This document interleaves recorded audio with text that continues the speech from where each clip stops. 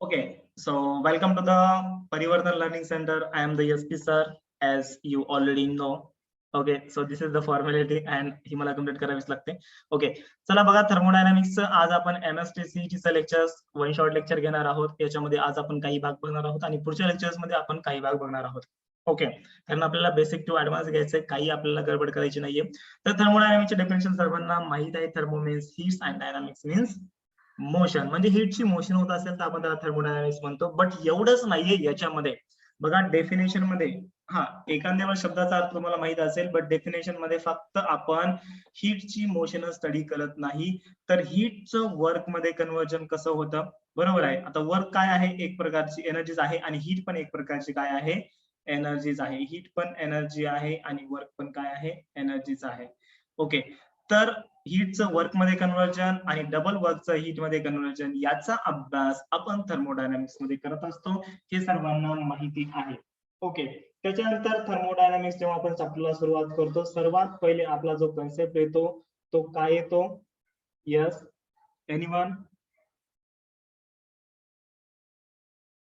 Thermal equilibrium. अच्छा, thermal equilibrium पण येतं. हा, त्याच्या अगोदर काही येतं का? आता मी जस्ट सर सिस्टम, हा sir system surrounding. Okay okay, right right, correct. Right, त्याच्या अगोदर एक आपण कन्सेप्ट बघितला होता बघा, झिरो लॉ ऑफ थर्मोडायनामिक्स बघितला होता. हा, तुम्ही केमिस्ट्रीमध्ये डायरेक्टली बघितलं असेल, सिस्टीम बघितला असेल, सराउंडिंग बघितलं असेल, त्याच्यानंतर बाउंड्री बघितलं असेल. बट या ठिकाणी स्टार्टिंगला फिजिक्सचा आपला जो कन्सेप्ट आहे, मला वाटतं एका विद्यार्थ्यांनी सांगितलंय, तो थर्मल इक्विलिब्रियम आहे. तर थर्मल इक्विलिब्रियम तो जो कन्सेप्ट आहे तो आपल्या सीईटीसाठी इतका इम्पॉर्टंट नाहीये. थर्मल इक्विलिब्रियम म्हणजे काय आपण पुढे पण बघणार आहोत. जेव्हा टेम्परेचर काय असतं, इक्वल असतं, there is no transfer of heat होते. जेव्हा टेम्परेचर इक्वल असतं, there is no transfer of heat आपल्याला माहित आहे. हीट ट्रान्सफर झिरो असतं, म्हणजे क्यू इक्वल्स टू झिरो असतं, तर आपण काय म्हणतो, थर्मल इक्विलिब्रियम म्हणतो. आणि थर्मल इक्विलिब्रियम आपल्याला माहित आहे. त्याच्यानंतर दुसरी गोष्ट म्हणजे थर्मोमेट्री. राईट, बरोबर आहे. ज्याच्यामध्ये आपण कशाचा अभ्यास करतो, थर्मोमेट्री मध्ये आपण स्पेशली कशाचा अभ्यास करतो, टेम्परेचर अँड इट्स मेजरमेंट, त्याला आपण म्हणतो thermometry. Okay, so these are the basic things. थर्मोमीटरने आपण टेम्परेचर वगैरे मेजर करतो, हे सर्व आपल्याला ऑलरेडी 5वी पासून माहित आहे. 5वी पासून नाही, बट ऍटलीस्ट 11वी पर्यंत तुम्हाला माहित आहे. लक्षामध्ये. हा, याच्यामध्ये आपला मेन कन्सेप्ट चालू होतो एमएसटीसीटी पॉइंट ऑफ व्ह्यू, तो आहे zero law of thermodynamics. Okay, या ठिकाणी मी टायटल लिहितोय. आता माहित आहे का सर्वांना झिरो लॉ ऑफ थर्मोडायनामिक्स काय आहे? हो. हा, यस, हर्षवर्धन सांग बरं, झिरो लॉ ऑफ थर्मोडायनामिक्स कोण बोलला? हर्षवर्धनच ना, राजवर्धन. ओके, एबीसी आणि हॅलो, हा ए बी आणि सी या तीन सिस्टम कन्सिडर केले. बरोबर. जर ए आणि सी मध्ये थर्मल इक्विलिब्रियम असेल तर ओके, हा, बी आणि ए मध्ये पण असतो असं काही.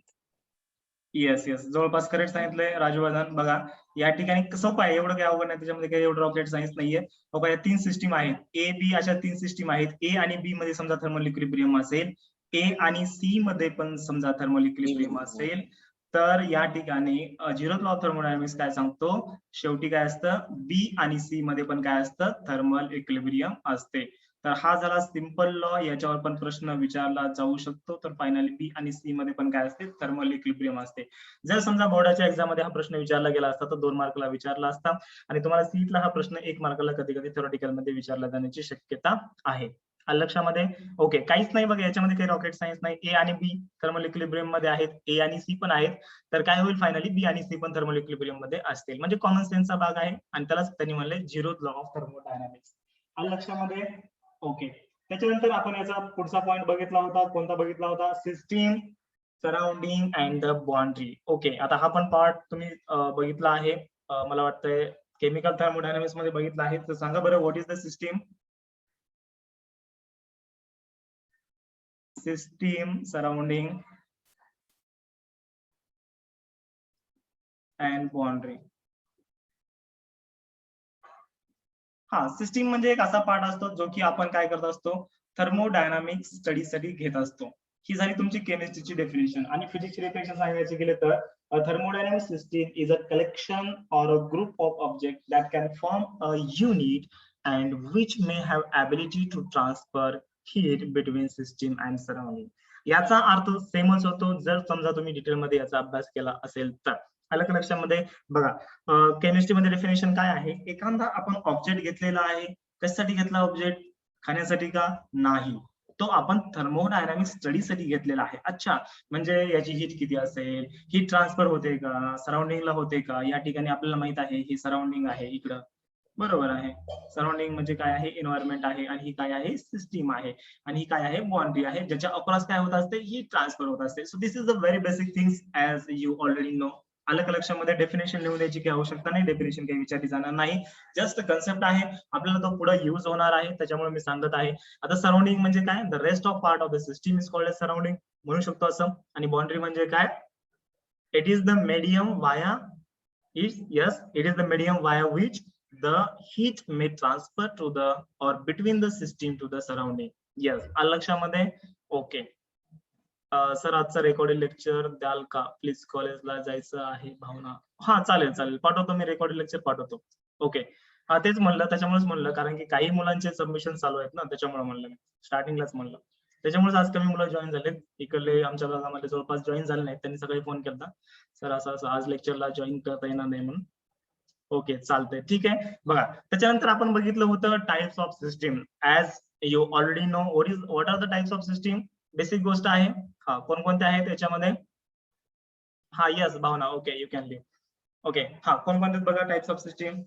आता हे मी काही लिहून बसत नाही बरं.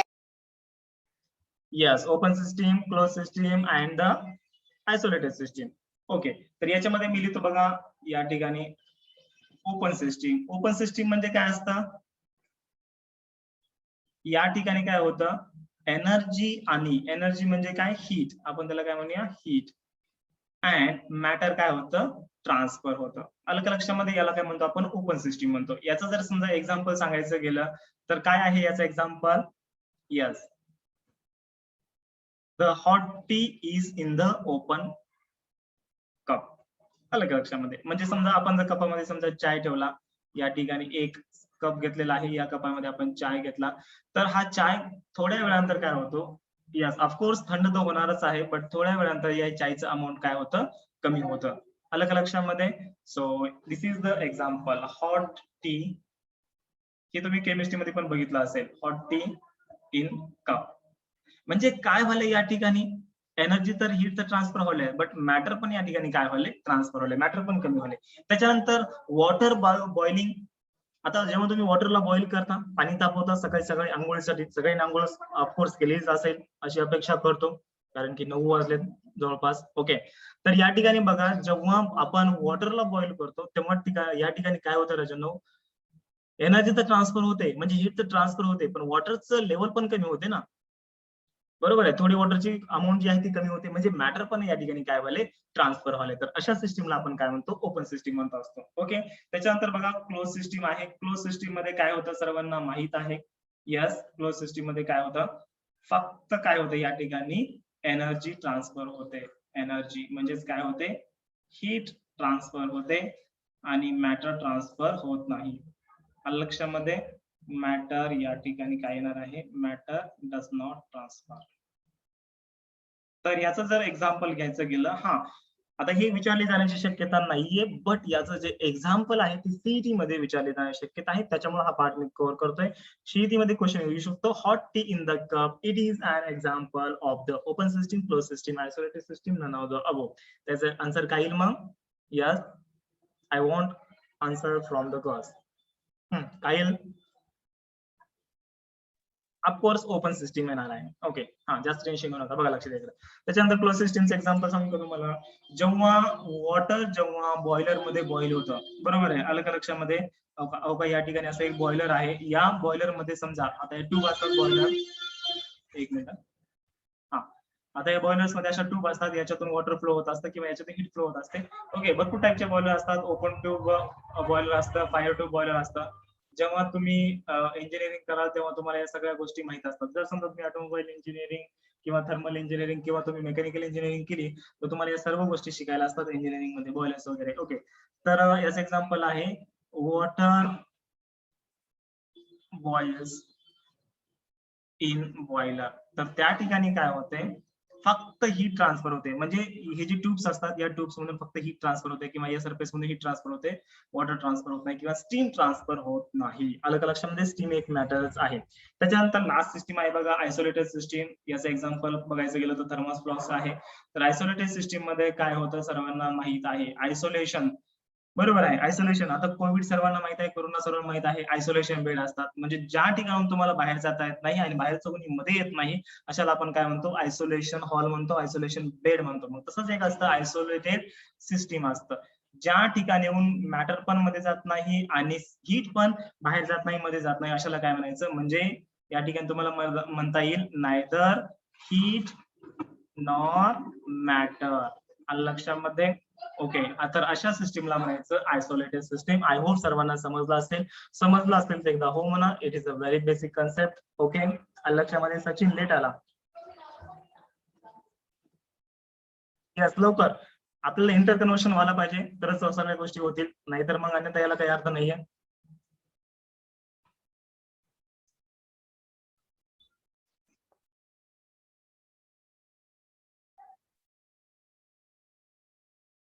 ओके, चला. हा, थोडा फोन आला त्याच्यामुळे असं झालं असेल.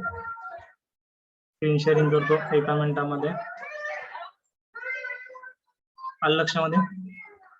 हा, चला. पार्ट लक्षात आलाय का इथपर्यंत सर्वांना? का मध्ये मध्ये व्हॉइस ब्रेक होत होता? सांगा लवकर मला एकदा कमेंट करून किंवा माईक ऑन करून सांगू शकता.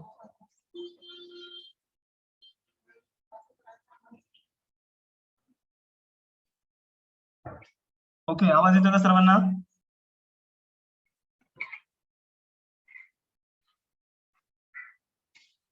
येस, येत आहे. ओके, क्लिअर आहे. ओके, चला. या ठिकाणी बघा, तर आपण टाइप्स ऑफ सिस्टीम बघितलेला आहे. त्याच्यानंतर एक मेन आपल्याला पार्ट बघायचा आहे, तो म्हणजे काय, heat transfer between the system and the surrounding. त्याला आपण काय म्हणतो, flow of energy between the system and it's environment. Okay, तर या ठिकाणी मी काय काय लिहितोय, flow of energy between system and surrounding.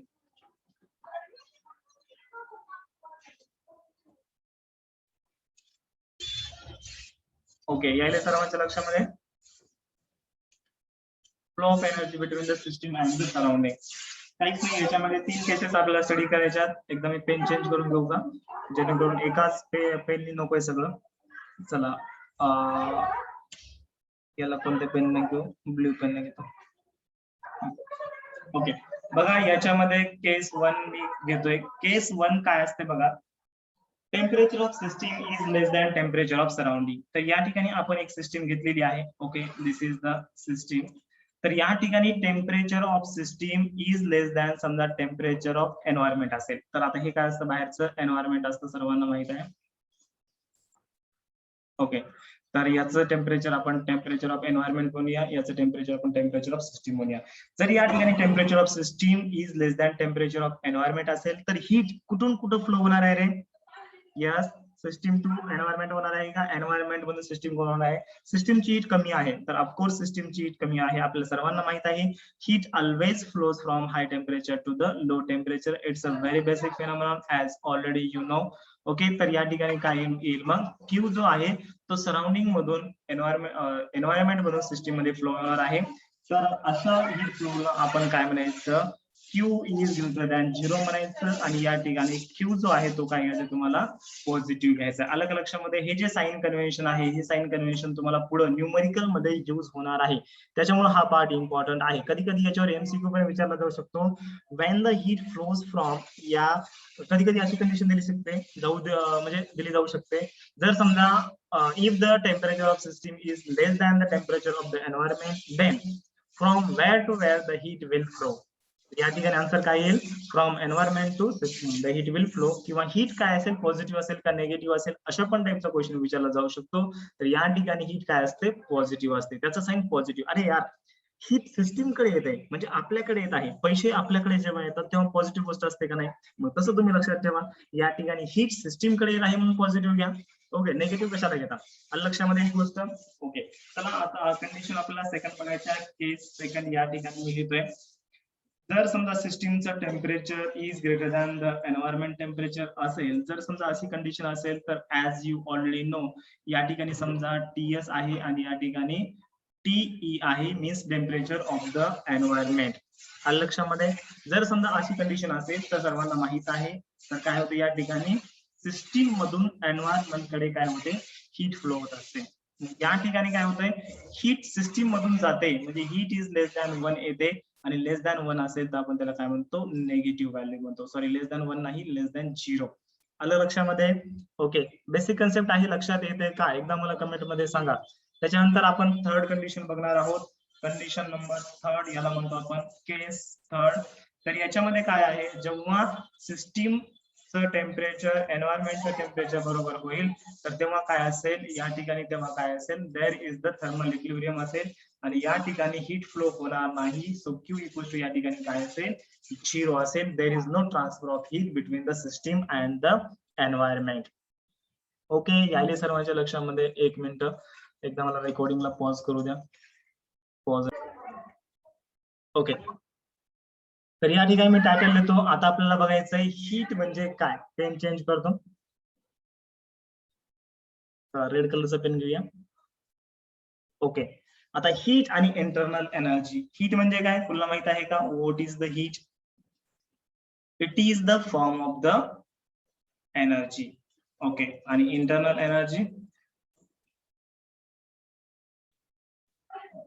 the energy associated with the molecules and the atom is called as the internal energy. Okay, आता heat ची proper definition तुम्हाला सांगतो. Heat is the form of energy and it is transferred between system and environment due to temperature difference that exists between them. ही काय आहे, एनर्जीचा form आहे heat. Heat म्हणजे काय आहे, एनर्जीचा फॉर्म आहे, बट तो ट्रान्सफर होतो between the system and the surrounding. बघा या ठिकाणी एन्व्हायरमेंट आहे आणि सिस्टीम आहे, तर या सिस्टीम आणि एन्व्हायरमेंट मध्ये किंवा सराउंडिंग मध्ये हीट ट्रान्सफर होते. कशामुळे होते? Because of the temperature difference between the system and surrounding is called as, आपण त्याला हीट म्हणतो. आता इंटरनल एनर्जी म्हणजे काय?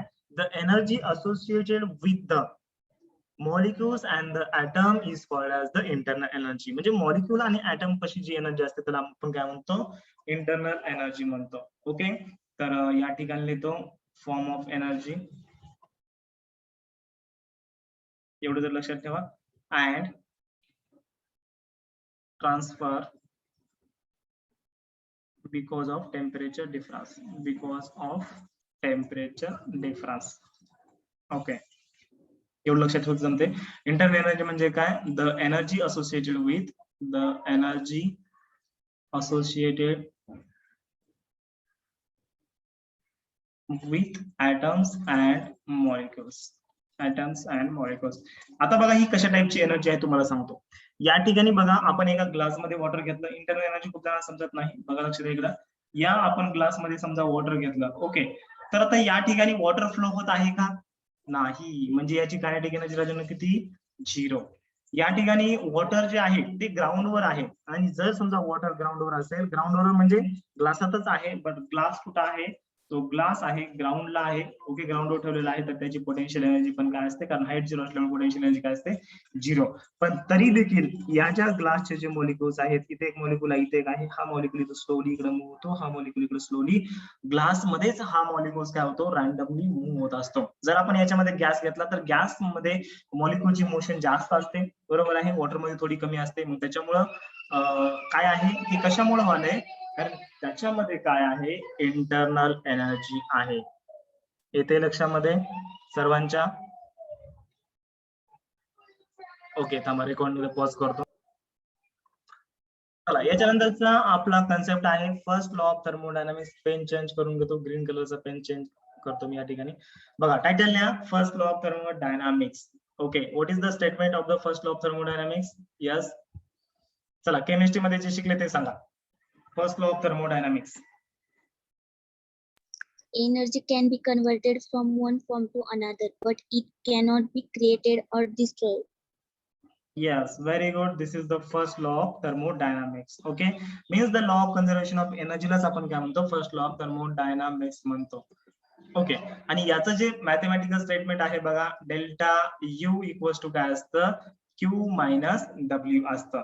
तर याचं समजा स्टेटमेंट सांगायचं गेलं तर काय येईल, the change in internal energy of the system is equals to the difference between heat supplied to the system and work done by the system. आलं का लक्षामध्ये, हीट सप्लाइड. आता या ठिकाणी डेल्टा यू काय आहे बघा, डेल्टा यू आहे चेंज इन इंटरनल एनर्जी. आलं लक्षामध्ये, चेंज इन इंटरनल एनर्जी. आणि क्यू काय आहे, क्यू या ठिकाणी आहे heat supplied to the system. Heat supplied to the system. आलं लक्षामध्ये. आणि या ठिकाणी डब्ल्यू काय आहे, हीट, सॉरी, डब्ल्यू काय आहे, हीट आहे का, नाही, मग काय आहे, work done. Yes, work done by the system, work done by the system. आलं लक्षामध्ये. तर याला म्हणायचं first law of thermodynamics. Okay, exam मध्ये समजा which of the following is the correct formula किंवा statement of the first law of thermodynamics, अशा पद्धतीने क्वेश्चन विचारला जाऊ शकतो. तर delta U equals to Q minus W formula लक्षात ठेवा, कन्फ्युजन होतं. काही काही विद्यार्थी म्हणतात Q equals to delta U minus W, नसतं.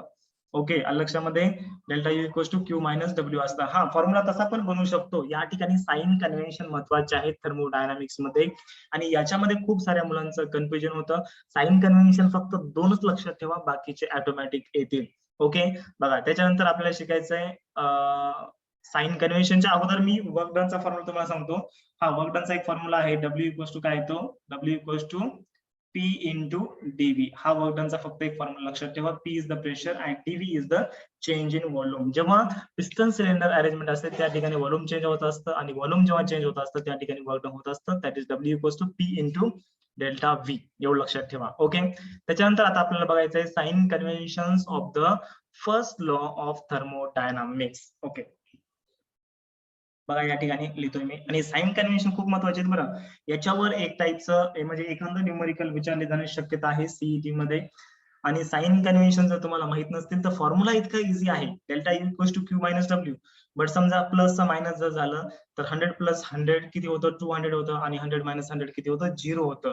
तर ऑप्शन 0 पण असतं आणि 200 पण असतं, त्याच्यामध्ये कन्फ्युजन होतं. तुम्हाला वाटतं 200 करेक्ट आहे, बट ऑप्शन असतं 0 करेक्ट.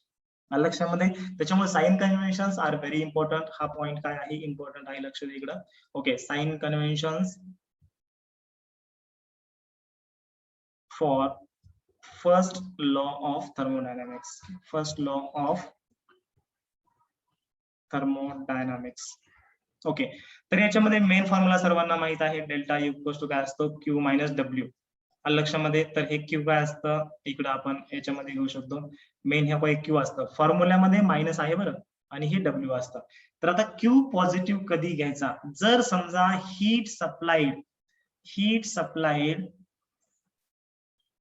टू द सिस्टीम असेल. लक्षामध्ये, heat supplied to the system असेल, सिस्टीमकडे हीट येत असेल, म्हणजे पैसे आपल्याकडे येत असतील, तर या ठिकाणी काय घ्या, क्यू हा या ठिकाणी काय घ्या, पॉझिटिव्ह घ्या. लक्षामध्ये, म्हणजे फॉर्म्युला आहे क्यू पॉझिटिव्ह, म्हणजे या ठिकाणी पॉझिटिव्ह क्यू असा येतो. अलग लक्षामध्ये. आणि या ठिकाणी डब्ल्यू जे आहे, डब्ल्यू पॉझिटिव्ह कधी घ्यायचं बघा, work done by the system असेल तर, work done by the system असेल तर. अलग लक्षामध्ये, work done by the system असेल तर त्या ठिकाणी डब्ल्यू ला काय घ्या, पॉझिटिव्ह घ्या. मग फॉर्म्युल्यामध्ये किमती पुटअप करा. या ठिकाणी काय येईल मग, डेल्टा यू इक्वल्स टू, या ठिकाणी काय येईल, delta U equals to plus Q, हे फॉर्म्युल्यातलं मायनस, आणि प्लस डब्ल्यू. तर मेन फॉर्म्युला तुमचा बनतो delta U equals to main formula Q minus W बनतो. जर समजा असं असेल तर, जर या ठिकाणी heat supplied by the system असेल तर या ठिकाणी काय येणार, मायनस क्यू येणार. आणि work done on the system असेल तर या ठिकाणी येणार मायनस मायनस प्लस, म्हणजे delta U equals to W minus Q. हा पण फॉर्म्युला करेक्ट आहे, येते का लक्षामध्ये. It depends on the sign convention, म्हणजे डेल्टा यू इक्वल्स टू काय आहे, डब्ल्यू मायनस क्यू. हा पण फॉर्म्युला करेक्ट आहे फर्स्ट लॉ ऑफ थर्मोडायनामिक्स. म्हणजे हीटचं वर्क मध्ये कन्व्हर्जन आणि वर्कचं हीट मध्ये कन्व्हर्जन, यालाच म्हणतो आपण law of conservation of energy. Means energy remains constant असते, जसं की आता एका मुलीने सांगितलं आन्सर. आलं लक्षामध्ये? Energy neither be created nor be destroyed, याचा अर्थ असा होतो. म्हणजे एक तर वर्कचं हीटमध्ये कन्व्हर्जन होतं आणि हीटचं वर्कमध्ये कन्व्हर्जन होतं. ओके, आलं लक्षामध्ये? म्हणजे इंटरनल एनर्जी काय असते? कॉन्स्टंट असते, डेल्टा यू कॉन्स्टंट असतो. लक्षात आले का? साइन कन्व्हेन्शन कन्फ्युजिंग पार्ट आहे कधी कधी. जर समजा त्यांनी म्हणलं न्यूमरिकल मध्ये work done on the system तर -W घ्यायचं, आलं लक्षामध्ये? आणि heat supply to the system असेल तर मग या ठिकाणी काय येईल? +Q येईल. तर मग फर्स्ट लॉ ऑफ थर्मोडायनामिक्स काय म्हणतो? डेल्टा यू इक्वल्स टू या ठिकाणी Q मायनस आणि ही -W, तर Q + W हा काय बनतो या ठिकाणी? First law of thermodynamics. तेव्हा इंटरनल एनर्जी काय होते? इन्क्रीज होते. लक्षात यायलंय का? हा पॉइंट महत्वाचा आहे. ओके, थोडं कन्फ्युजन झालं, पॉइंट गेला. लक्षामध्ये सर्वांच्या? मला माईक ऑन करून आन्सर पाहिजे. हा, लवकरात लवकर 1 सेकंदामध्ये. चला लवकरात लवकर. श्रावणी समजलं? Sanika, Sonali? Yes sir. Okay, हो येस चला. Sir. Yes, very good. Okay, तर हे झालं sign conventions of the first law of thermodynamics. बघा एकच पार्ट लक्षात ठेवा, heat supply to the system positive घ्या आणि work done by the system positive घ्या. बाकी फॉर्म्युल्यामध्ये ठेवून द्या, मग जसं कन्व्हर्जन होईल पुढं तसं कन्व्हर्जन करत राहा. आलं लक्षामध्ये? ओके, चला पुढचा पार्ट आपल्याला बघायचा आहे. या ठिकाणी आपल्याकडे मिनिट किती बाकी आहेत? फक्त आपल्याकडे आय थिंक 2.25 मिनिट बाकी आहेत. आलं लक्षामध्ये? ओके, आता हे डेरिव्हेशन्स वगैरे काही इम्पॉर्टंट नाहीये. त्याच्यानंतर पुढचा पार्ट आहे बघा. यस, कोणता पार्ट आहे? पुढचा पार्ट आहे what is thermodynamic state variable और प्रॉपर्टी ऑफ अ सिस्टीम और सिस्टीम व्हेरिएबल और अ स्टेट व्हेरिएबल. आलं लक्षामध्ये? तर या सगळ्यांची नावं एकच आहेत. ओके, याला मी वर घेतो. बघा काय आहे thermodynamic state variable. Thermodynamic state variable याला काय म्हणायचं? प्रॉपर्टी ऑफ सिस्टीम म्हणायचं. सिस्टीमची प्रॉपर्टी आहे बरं, प्रॉपर्टी ऑफ सिस्टीम, किंवा याचं दुसरं नाव आहे स्टेट व्हेरिएबल. ओके, याचं दुसरं नाव काय आहे? एक मिनिट. State variable. आणखीन याला आणखीन एक नाव आहे. यस, काय नाव आहे याला आणखीन एक? System variable. बघा एवढे सारे नाव आहेत, याचा अर्थ एकच होतो. आता काय असतं थर्मोडायनामिक स्टेट व्हेरिएबल किंवा सिस्टीमची प्रॉपर्टी काय असते? त्याला आपण प्रॉपर्टी ऑफ सिस्टीम म्हणतो. किंवा स्टेट व्हेरिएबल काय असतं किंवा सिस्टीम व्हेरिएबल काय असतं? जितक्या पण साऱ्या मेजरेबल प्रॉपर्टीज आहेत, उदाहरणार्थ प्रेशर असेल, व्हॉल्यूम असेल आणि टेम्परेचर असेल. म्हणजे समजा एखादी आपण सिस्टीम घेतली, आता हा कप आहे, कपामध्ये आपण काय घेतला? चाय घेतला, गरम चाय घेतला. ओके, आलं लक्षामध्ये? हा, तर या ठिकाणी गरम चाय घेतलेला आहे. तर जितक्या पण आपल्याला मेजरेबल प्रॉपर्टी दिसतात, म्हणजे आपल्या डोळ्यांनी जितक्या आपल्या प्रॉपर्टी दिसतात, हा आपल्या डोळ्यांनी दिसतं की यार हा गरम आहे म्हणजे टेम्परेचर हाय आहे, म्हणजे काय आहे? याचं टेम्परेचर जास्त आहे आपल्या बॉडीपेक्षा. आलं लक्षामध्ये? म्हणजे याला टच केलं की आपल्याला लगेच लक्षात येतं. तर म्हणजे काय? टेम्परेचर आपल्याला जाणवतं. मेजरेबल प्रॉपर्टी आहे, मेजर करता येते. प्रेशर याचं आपल्याला माहित असतं, मेजर करता येतं. आपण समजा हाताने जरी मेजर करत नसलो तरी पण इन्स्ट्रुमेंटने आपण याचं प्रेशर मेजर करू शकतो. त्याच्यानंतर डेन्सिटी मेजर करू शकतो, विस्कॉसिटी मेजर करू शकतो. So these are the measurable property. आणि मेजरेबल प्रॉपर्टीला ज्या प्रॉपर्टी आपण मेजर करू शकतो, मेजरेबल प्रॉपर्टीला काय म्हणायचं? मेजरेबल प्रॉपर्टीला काय म्हणायचं? थर्मोडायनामिक स्टेट व्हेरिएबल म्हणायचं, प्रॉपर्टी ऑफ सिस्टीम म्हणायचं, स्टेट व्हेरिएबल किंवा सिस्टीम व्हेरिएबल म्हणायचं. आलं लक्षामध्ये? या ठिकाणी आपण थांबूया. उद्या आपलं लेक्चर 8 वाजता असेल. आज मी एकच क्लास घेत आहे, कारण की 1 मिनिट रेकॉर्डला पॉज करतो.